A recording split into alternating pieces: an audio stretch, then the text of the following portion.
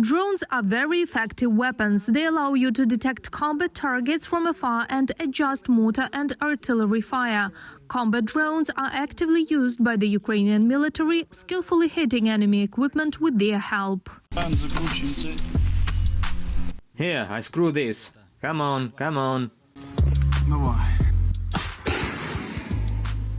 Yeah, it burns. It burns. We'll see now.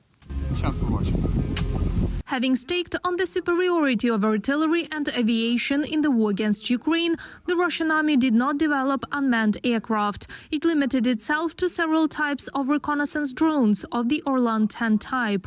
Unlike the Western countries, as well as Turkey, China and Israel, they devoted enough time and spent much money for this. Since 2014, Ukraine has been actively adopting the experience of these countries. The use of unmanned aircraft in many ways is the recommendation of Western instructors. Starting from 2015, they promoted the saturation of units from the platoon level to the brigade with precisely unmanned aerial vehicles. Therefore, there was a lot of attention to domestic developments, and they were adopted.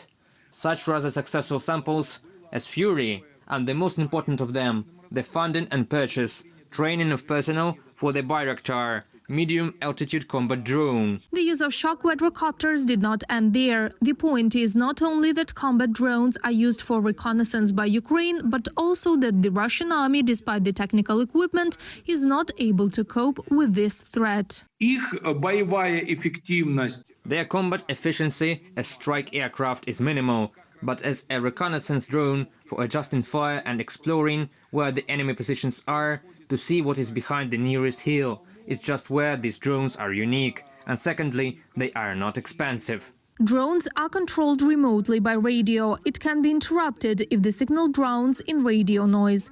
The Russian army has equipment to neutralize and jam drones, the expert says, but it is very close range, and for effective work it is required for the target to be in the immediate field of view. Because of the power, these jammers should be located on the first line, that is, at the zero range, and accordingly, the appearance of some such unusual machine or unusual device causes, let's say, increased interest from the artillery, and these machines are destroyed first of all. During the 3 months of the war, according to military analysts, Russia has already lost at least 9 such jammers. The Russian military and their Orlans are irretrievably lost on the battlefield. Since February 24th, more than 45 of them have been destroyed. At the same time, Ukrainian electronic warfare capabilities are only growing. What cannot be said about the enemy?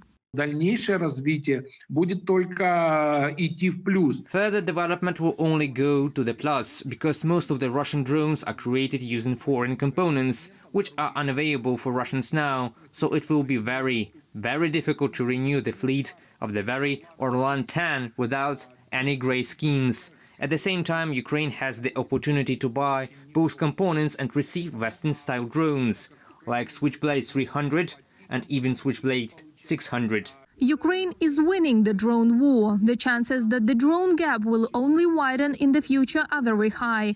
Now the Ukrainian army is armed with about 800,000 unmanned vehicles. In addition, there are civilian drones that volunteers buy for the front, says Zhirokhov. The number of these devices cannot be counted, but they are regularly delivered to the soldiers at the front. Reported by Marina Stepanenko, Natalia Belokudra, UATV News.